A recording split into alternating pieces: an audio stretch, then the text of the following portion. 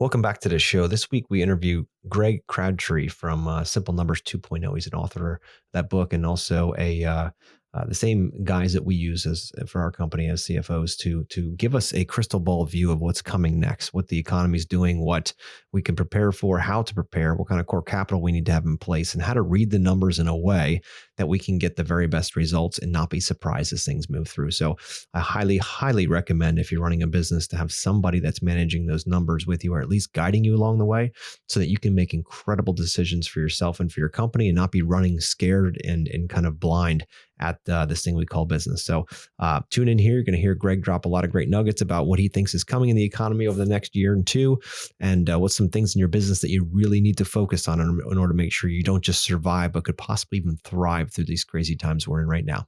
So enjoy the show. Hello, and welcome to Outer Spaces, a podcast dedicated to empowering designers and contractors in the outdoor living space. Through this show, I hope to create a powerful resource for you, someone who is trying to grow their company but might not have all the tools and processes to do so. On Outer Spaces, we're passionate about breaking the chains of small mindsets and helping contractors just like you take control of their businesses and their lives. My name is Joshua Gillow, and through my 25 years of dirt under the nails experience, I look forward to sharing tips, strategies, and other contractor success stories here on the Outer Spaces podcast. Now, let's get on with the show.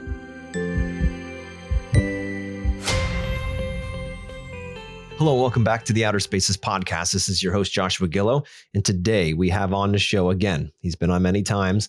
He's our go-to guy for everything economy and what's going on with the recession and in our industry from the number side of things. He has a 100-company model that he watches very closely to see what's happening. So what I love to do in my business is to make sure I have a sense of what's coming as much as we possibly can, like a crystal ball, if you will. And this man is that for us. He's been, him and his team have been CFOs for our company for a very long time. And we always enjoy meeting with them and getting going. He's the author of Simple Numbers 2.0. If you haven't read the book, go get it. His name is Greg Crabtree. Welcome back, Greg. Hey, I appreciate it. Thanks for having me. Absolutely, Greg. So, you've been on a couple of times, and each time we're always talking about the same basic thing because you're like the guy for that is what's going on in the economy right now and what can we prepare for, get ready for? What are we seeing? How can we have this crystal ball into the future? I know nobody knows what's going to happen, but what are you seeing out there right now especially from contracting and all that side? Well, the first thing I want everybody to understand is we're living in a time that there's never been this situation of connected events like this before. So there's not a pattern to go back to and say, we can learn this from 1942, or we can learn this from 1963, or we can learn this from 2007. No, this is a whole new set of circumstances, which is one of the reasons why I've been a substantial critic of our monetary policymakers, because they're running 40-year-old playbooks for a brand new problem that has a whole different set of rules to it. And for the most part, our policymakers, in my opinion, have tended to just drive us into one ditch, to overcorrect, to drive us into the other ditch, and maybe even part way down the hill to then overcorrect and drive us back into the other ditch, and maybe part way down the hill, and hopefully they just don't drive us off into the ocean, because they're failing to understand things, and part of this goes back to why we have the 100-company model to begin with. Is that I just found that, I couldn't really wait to rely on the government to finally come up with the statistical information, that my clients needed for guidance. The fact that our practice is international, as well as, all of our U.S. clients are all over the U.S. So we don't have a particular geographic focus. We don't have a particular industry focus. We have clients in just about every industry out there. And so the fact that we have this access to data and we have one way of seeing it, and this is the essential thing that I think the Simple Numbers philosophy really rises above the industry, is the fact that we see business in one format consistently across all businesses, and it works. It's given us a way for the data to talk, not me talk about the data. The data talks to us because of this structure. And essentially, it's quite simply a business engine and a chassis. And you're trying to align the engine to the chassis. And when you have an engine that's out of control, like we had in the previous decade before COVID, the chassis was getting pulled into the ditch from just too much activity and everybody over responding. And then we go into the disruption in the last couple of years, and you know and you had two different sets of fortunes. COVID sometimes made some businesses have great fortune and sometimes have bad fortunes. And so, so this constant adaptation. And really at the end of the day, even a subset of alignment in that is kind of our theme that your listeners know very well, is this idea of gross margin relative to labor. And our labor efficiency ratio that we talk about I'm just continually amazed at the consistency of how many companies, 90% of the businesses in the marketplace operate on one number. All right. So here's all right. I'm going to give your listeners a number. Really, everybody remember this number, 2. Everybody got that? Everybody remember the number 2. Why is it 2? Well, that means I need $2 of gross margin for every dollar of labor, regardless of whether it's direct or management. And 90% of the businesses, if you hit that standard, you're going to be, a nicely profitable business, not overtly profitable. I mean, you'll be a good profitable business. The more you drop below that, if you get outside of a 1.9, you're starting to struggle. You just cannot produce enough profitability to cover your operating cost. And and like I said, regardless of industry, and your industry is no different. I mean, that's really kind of that singular number. We have more finer tuned measures, like we use with your company of, your direct labor efficiency, your management labor efficiency. That's more relative to the play that you're running in your business of going, there's 3 plays in labor. I can be heavy direct and I have to be then light management. I can kind of be balanced in both, or I can be light direct and heavy management. Right. And so that's the reason why, if you look at industry data, it really is unusable to look at industry data across businesses, because you don't know what labor play they're running. You've got people in your industry that run all 3 of those plays, and their businesses are going to act different. Now, their total labor efficiency ratio has to come out to the same number, but how they accomplish it is more of their choice of art of how to attack it. And so these are things that make your ability to look at the marketplace and see what's happening, and people have not learned to interpret the data correctly from that. Plus the fact, the government doesn't know anything about anybody's business that's listening to this podcast. I mean, how many of you, what does the government know about your business? We're already through the first quarter of 2023. What do they know that you did in the first quarter of 2023? Nothing.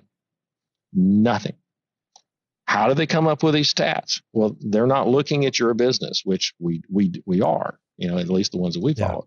And so that was the reason why we kind of came up with it. Now, all that said, here's what we're seeing.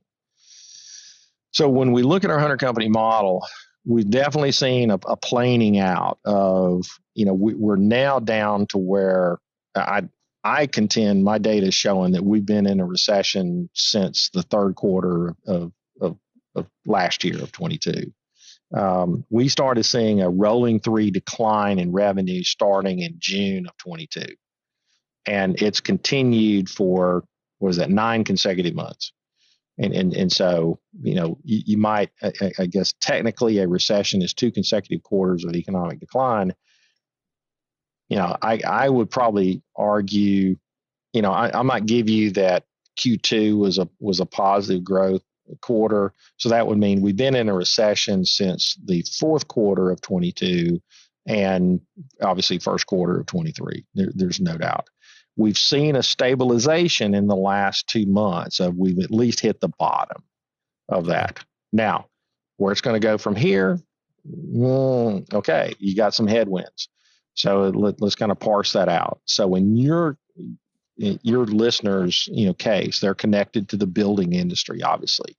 But, you're sometimes new construction, you're sometimes renovation construction.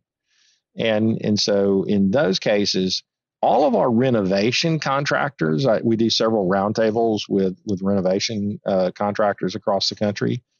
Amazingly resilient. Their Mm. backlogs are good. What we are seeing in those groups is the size of project is coming down.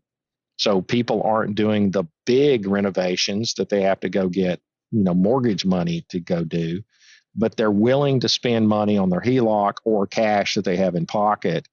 And Mhm. they're recognizing that the real estate sales market is locked up for the foreseeable future. So they're going to make their current living space more appealing to them.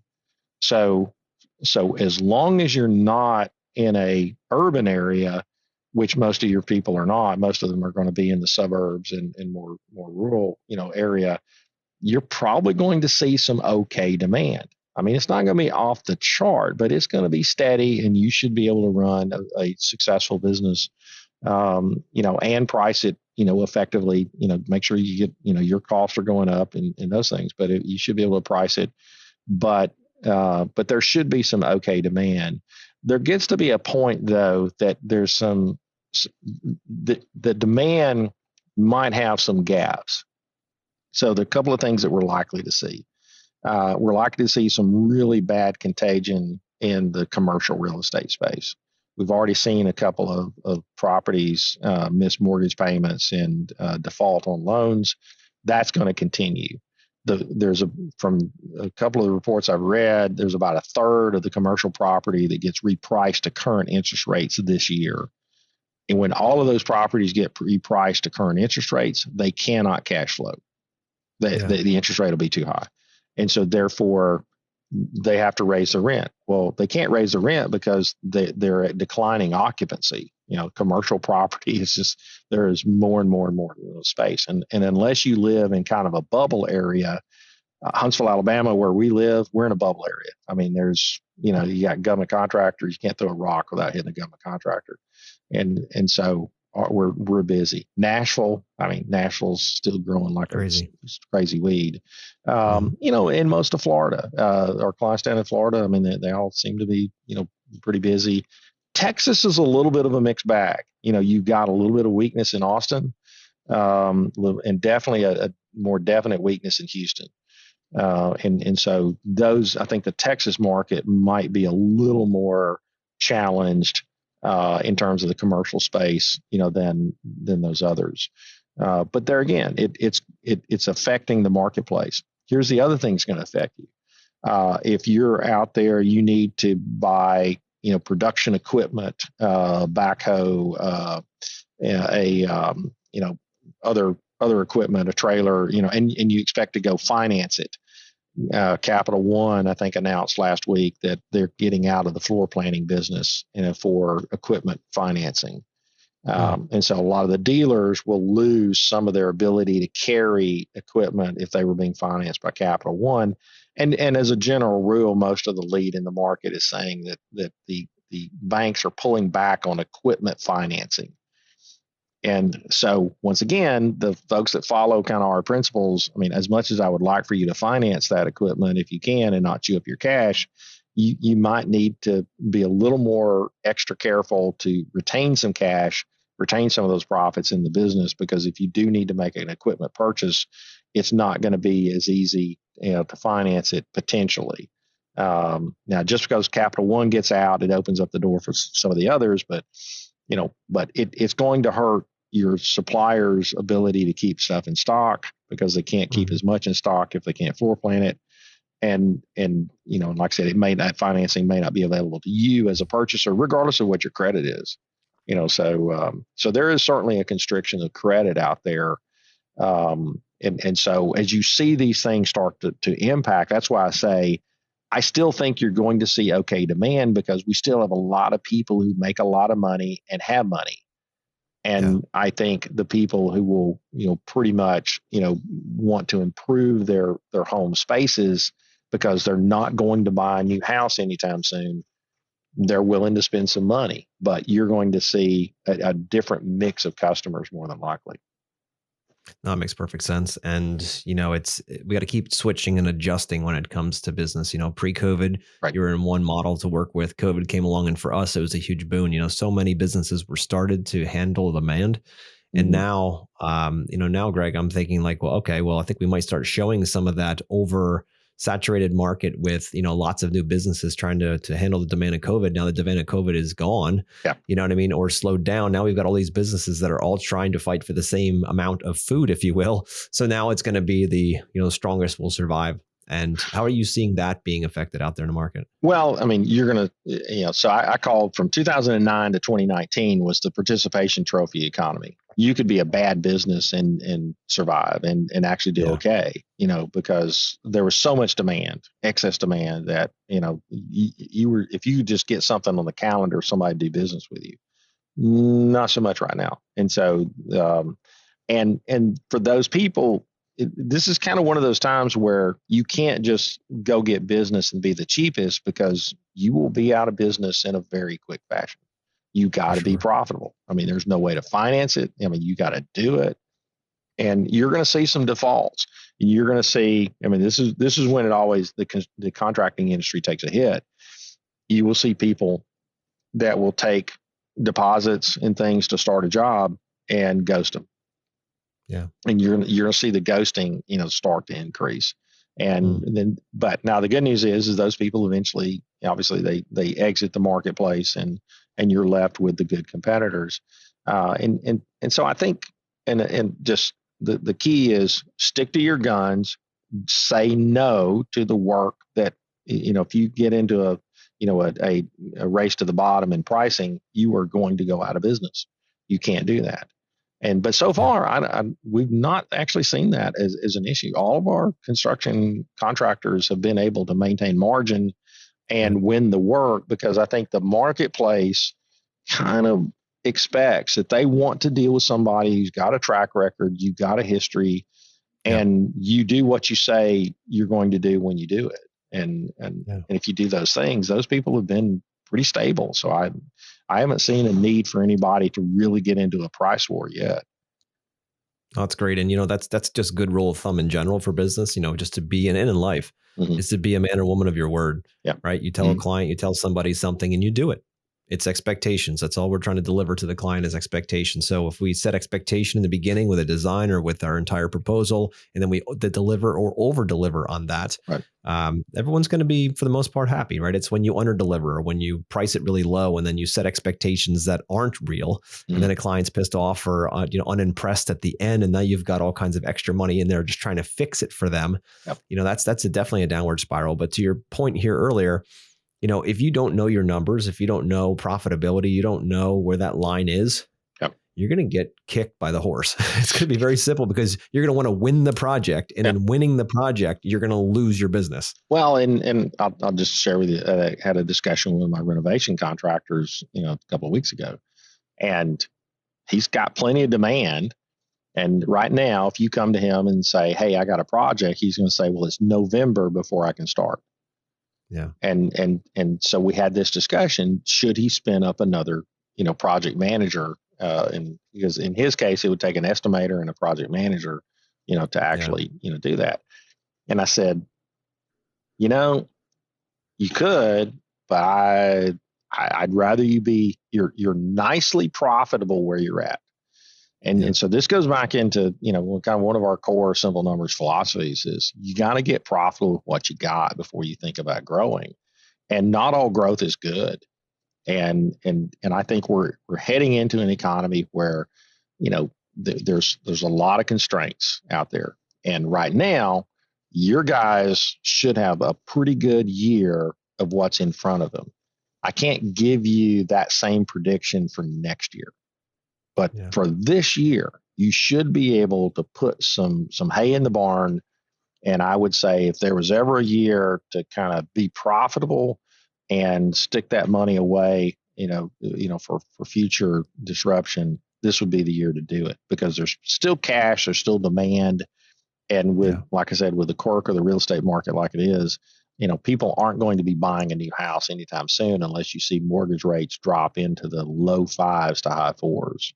That's Got it. what will release the purchasing. But right now, see, all those people that normally would trade up to the next house, they actually they're making more money. They've gotten pay increases, but their mortgage isn't expanding. And so they actually have more spendable dollars. Now, as long Got as it. it doesn't get chewed up by other things that have gone up, inflation wise, which, has been a lot.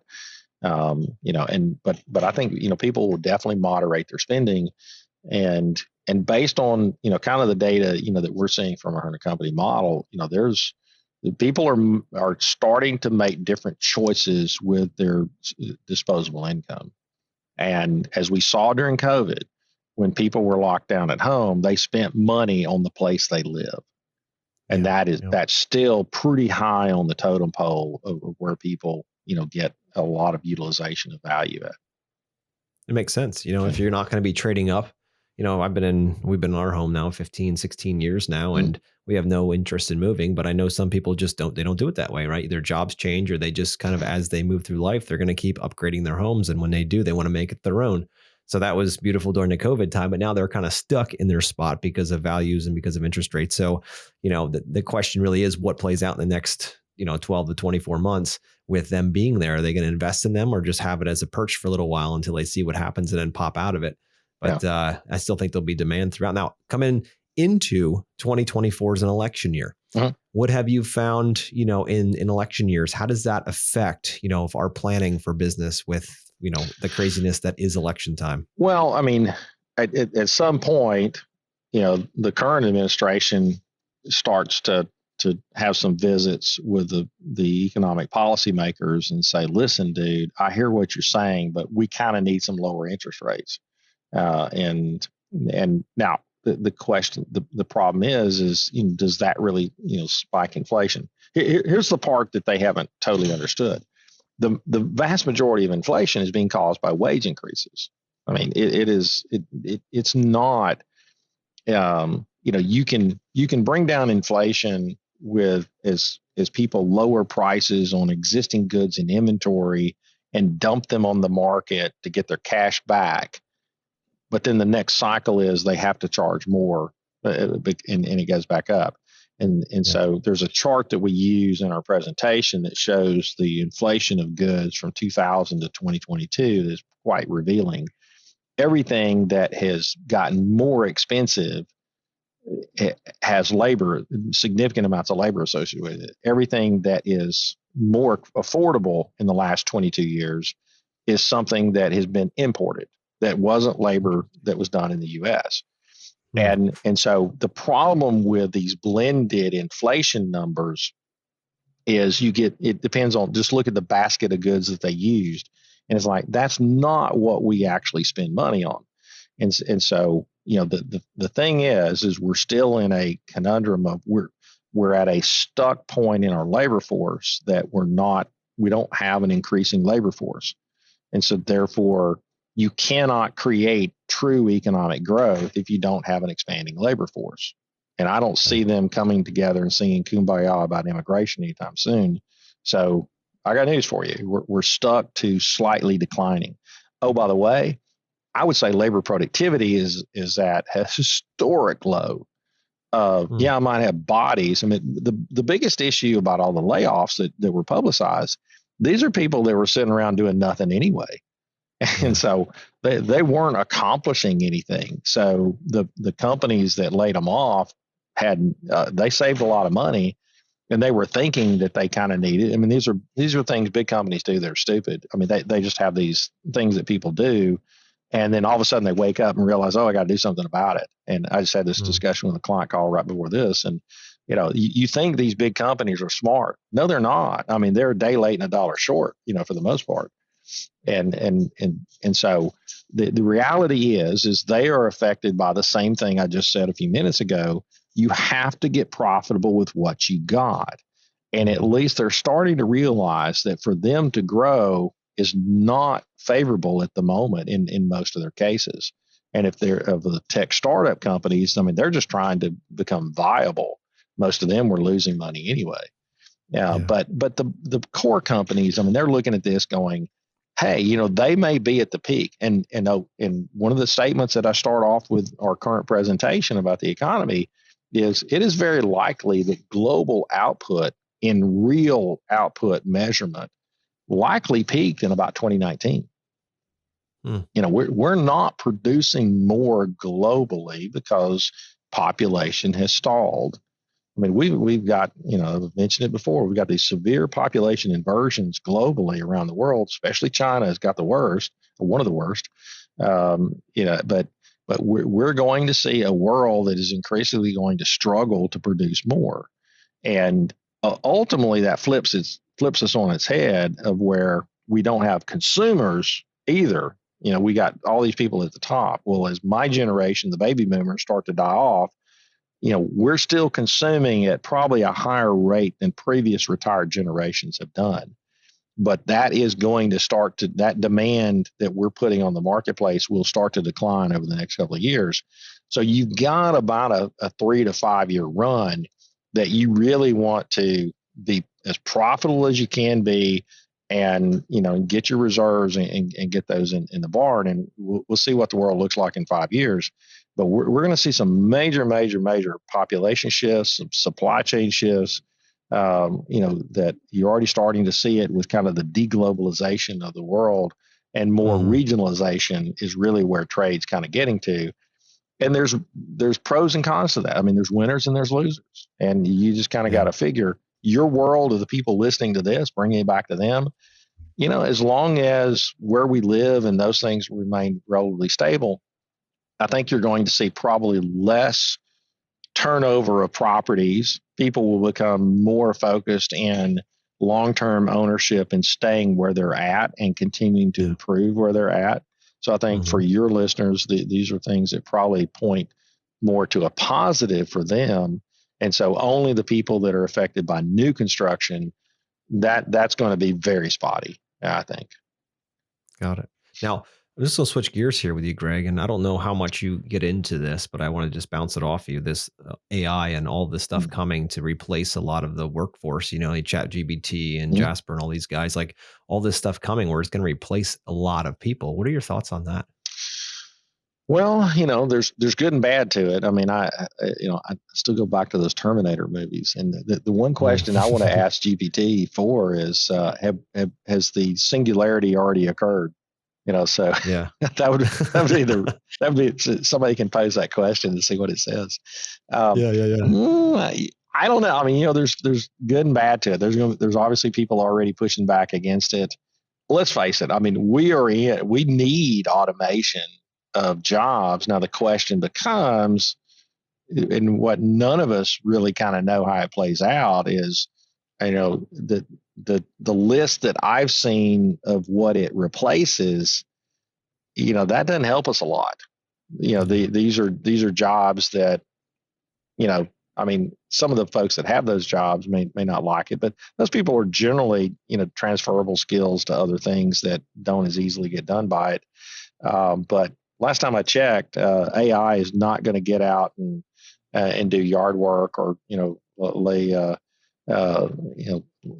lay patio tiles, and it's not going to put a roof on a house. It's not going to mow it. Well, mowing yards. Actually, some of our clients already are playing with some of the automated mowing stuff. But even as they look at that, they say doesn't save them a ton of labor. You still got to Yeah. have a person that goes out, and there's not an economic model yet to figure out kind of how to use it. But the reality is, if you going back to what I said earlier about the population inversion, I mean, the U.S. is at a 1.6 replacement birth rate and falling, not rising. We're falling still, and and I did my part. I had 4 kids, but my kids are failing. I mean, I've only got 4 granddaughters, and I might get one or two more, but I keep telling my kids, you're underperforming. So let's go. Let's and and go. and and unfortunately, I mean, there's a lot of pushback. I mean, you talk to the people in the birthing years of life, and many of them are hesitant to have any more kids, or have Hmm. kids at all. And that sounds lovely until you look at the macro impact of that. And we're going to see China implode right before our eyes here in the next 3 to 5 years, based on some of the things that I've read, and that's going to shock everybody. You're going to see a society that a couple of years ago everybody was going, "Ooh, look out for China." Yeah, look out for China, because I mean, they're going to go through societal suicide. By a 1.1 replacement birth rate for the country, maybe, and it's a zero 0.7 in their urban areas. I mean, their cities will start to become ghost towns, fairly rapidly. And that, Take us a and little deeper into that, Greg, so that listeners can get a better sense of that birth rate and why it's so important, especially for big economies like China. well, I mean, you go back to, I mean, go back to what Henry Ford did when he created the assembly line. He brought people in off the farm and gave them a good, steady, I mean, let's start with this. I mean, when we were an agrarian society, because I grew up on a farm, you know how Yep. often you get paid when you work for a farm? Once Not a very year. often. All right. Yeah, So exactly. let's just establish that standard right now. How many Mhm. people listening to this could survive if they only get paid once a year for Yeah. what they do? I mean, that is a tough model. Yeah. Well, so you come in off the farm and you get paid every 2 weeks. Probably got paid weekly back then. And as Henry Ford said, not only did he create more availability of product that there was pent up demand for, he created consumers. Now, so let me ask you this about AI: is AI a consumer? I mean, I would I would say no. AI, no, it's not a Yeah. consumer. It doesn't pay taxes. It doesn't, Yep. it helps you produce, but it also takes away a consumer's role that you need to trade with. Okay. And so these are the things that the when I talk to I got to do my EO at Wharton program, and we were talking with our lead professor David Wessels, who I really have super high respect for. And these were some of the interesting discussions that kind of came up during that week of classes. That it's like he'd be the first one to tell you, we don't know how this plays out, and Yeah. everybody just has a guess. I think to a certain degree, we need automation to fill the gap of lack of workers, because there's Yeah. just certain things that you can't offshore to remotely somewhere. I've got to have a physical person to go do it. Mhm. But all the low hanging fruit of automated jobs have already been done. Mhm. When you had the bubonic plague, that was the last time we had global decline in population to appreciable degree, and that ushered in the Industrial Revolution. And so, but those were all the low hanging fruit jobs of, why automate when I can just throw bodies at it? Well, we don't have Mhm. those bodies to throw at it anymore, but we don't have those bodies to also be consumers anymore. And Makes so, sense. so it's going to be an interesting, what you're going to see is a world of product of going, what are the necessaries versus the discretionaries? And so when I talk to my clients, and I put them in those two groups. So I have clients who are the necessaries and clients who are the discretionaries. And if you're in the discretionary space, how do you get to the top of that food chain to where you're one of the highest choices of spendable dollars versus you're one of the easiest ones to spit out, Mm. and do without. But even in the necessaries, people turn down their thermostat, in the winter and turn it up in the summer, and so you can affect your utility bill. You can affect, your telephone bill, or use a different plan or change to a different carrier. Take all of those, the utility things. There are still some choices in it, Yeah. but it's a very dynamic equation that, well, as I said before, we've never experienced it, and so everybody's making a guess as you try to see how it's going to play out, That makes perfect sense. myself So included. as Yeah. yeah, that's I think that's pretty much everybody. You've been around doing this a very long time, Greg. Mm. So, next 90 days, let's just say 1, 2 quarters. Mm. What are your thoughts on, core cash, core capital, and all of that as we move through this possibly certain, maybe not certain time. Yeah, well, I mean, if you're not, go back to the simple numbers core philosophy. I mean, so number one, you got to get profitable what you got, and Yep. so for most of the people listening to this, what you want to be, because your guys deal with a lot of cost of goods sold. I'm become more of a fan of looking at profit relative to gross margin. So take your Mhm. revenue minus your COGS, but before labor. Look at that as your true economic top line. And I want you to be no less than 15. 20 is a good target, 20% target. 25 is really where I think you want to be, especially in your busy season, for Mhm. that. I think that is a cleaner way of looking at it, as I've learned. Now, I will tell you, if you get to a 2 total labor efficiency ratio, you're going to be between 20 and 25% profit to gross margin. It's just hardwired. And so that's one of the easier methodologies of saying, listen, hey, here's my labor. So when we're already into April, so let's use May as an example. So by the time people listen to this, May 1st, how much labor are you going to spend in the month of May? Take that number times 2. That's your gross margin target that you got to go get your teams to go produce, bill to for the month of May. And if you do Got that, it. you'll be okay. And the key is you got to start it at the first of the month. So I can come within a reasonable approximation of my labor on the first day of the month of what I'm going to spend prospectively across that month. And then I got 4 weeks to do something about it. And you measure, each week, am I getting gross margin across the door? We had a call with one of our Canadian clients yesterday, and I mean, we've been working with these guys for probably, 5 years. And I'm still reinforcing this idea that he had some projects with some high pass-through cost, and just getting their eyes off of revenue. And it's like, listen, I don't really care what your gross margin percentage is. It's just an indicator of what kind of your mix of work is. What I care about is gross margin dollars. And tell me how many, and I gave him the same spiel. I said, listen, you got to get to $2 of gross margin dollars for every dollar of labor, management and direct, for your business. And he's in a totally different industry than your listeners, but it doesn't matter. It's the same Yeah. principle. Yep. It As I makes like to perfect say, I sense. wish it was more Yeah. complex. I could charge more for it, but I mean, Yeah. it's not.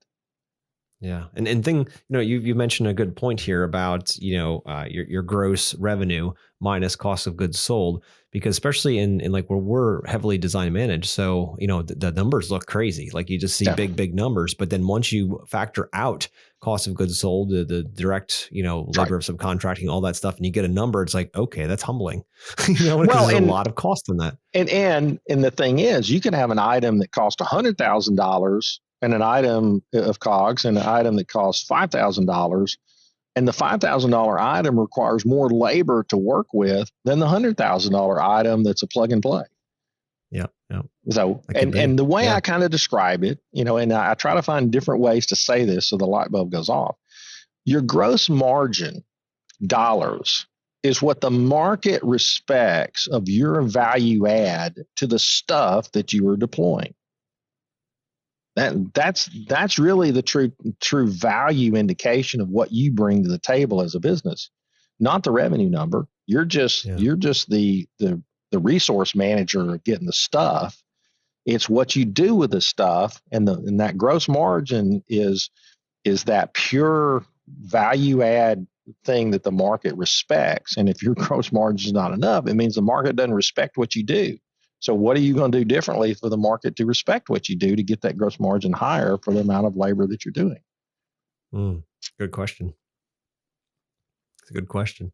I think the secret is getting your thumb on the pulse of your client to see what they truly want and need and desire, and not just get stuck on what you've been doing because it's worked, but really get intimate with your clients in a Well, way that what's it, driving them. and I'll share with you an interesting study. So in our reporting class that I had last month, the professor was telling this story that when COVID hit, they surveyed all of their companies that send their teams there for executive education, and they said, oh, we need everything to be online.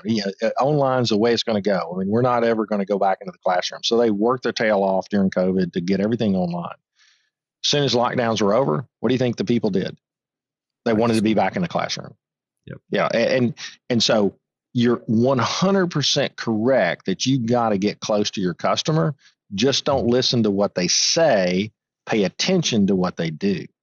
Mm, I love that. What they say, I mean, they will tell you stuff that, I mean, and Yeah. this is just, I mean, and I think most marketers will tell you, doing customer sentiment surveys is, yeah, take it with a grain of salt. I'm going to watch people vote with their feet and Yeah. watch what they do, watch their emotional reaction to things. And that's, so you're absolutely right. You got to get close to them, but in a different way that's more nonverbal than I'm going to watch them and work off of them and learn from that. And most of the time, what you'll be able to do, and it's the reason why you do customer profiling, is create kind of that persona and Yeah. understand kind of this person fits this persona, and so they are generally going to act in this profile way, regardless of what they say. Yeah. Yeah. Well, that's definitely good insight for sure.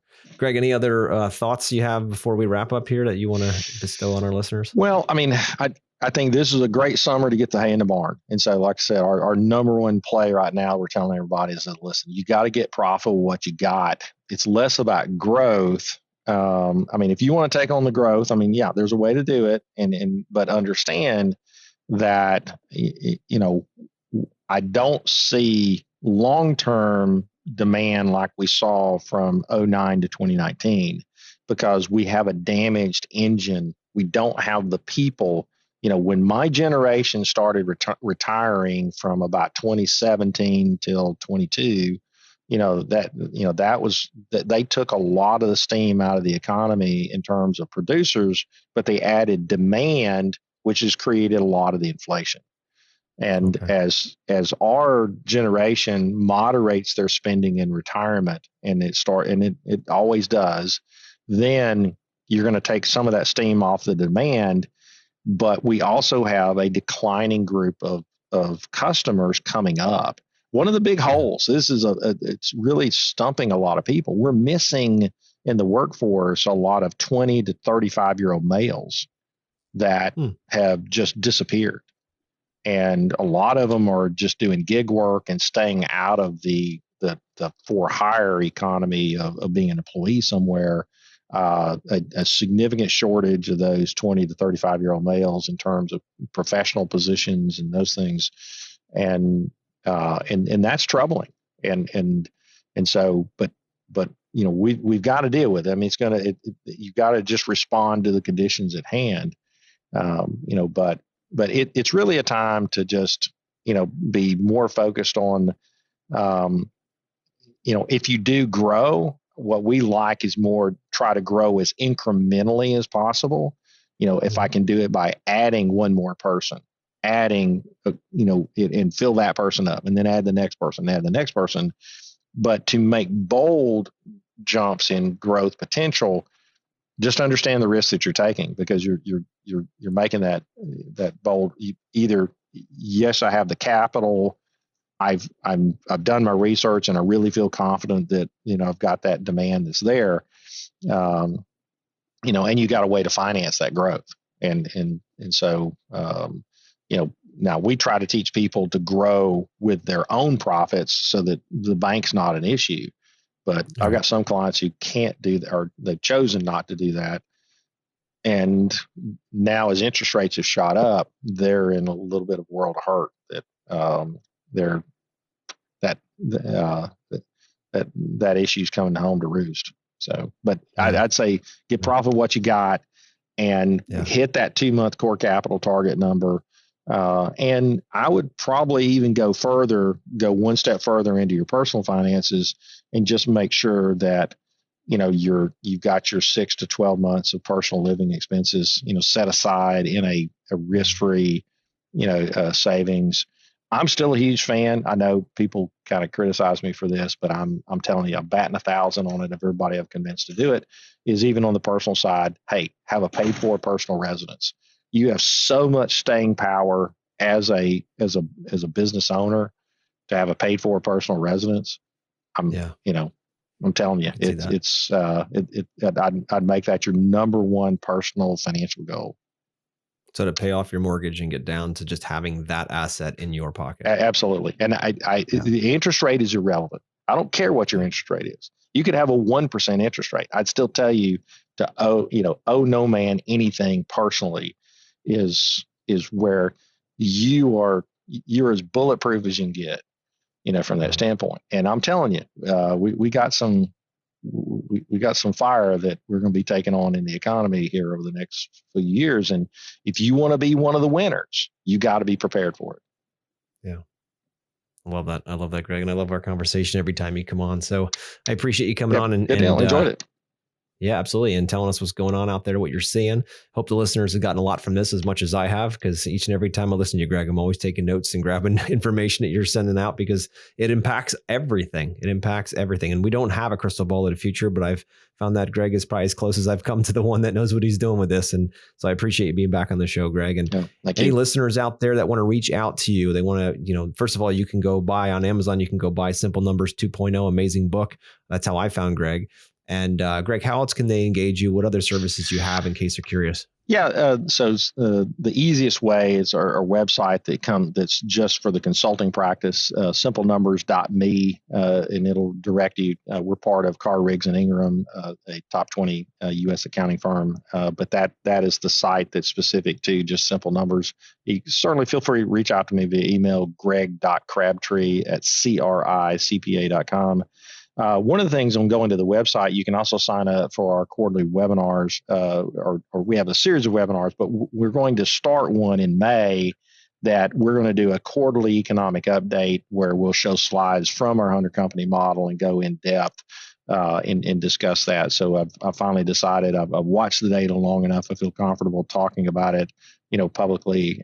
We've been sharing it privately with our clients and giving them guidance, but much like this, we feel like the broader community needs to hear some of this information, because I think we get to see it 3 to 4 months sooner than it shows up in the official statistics.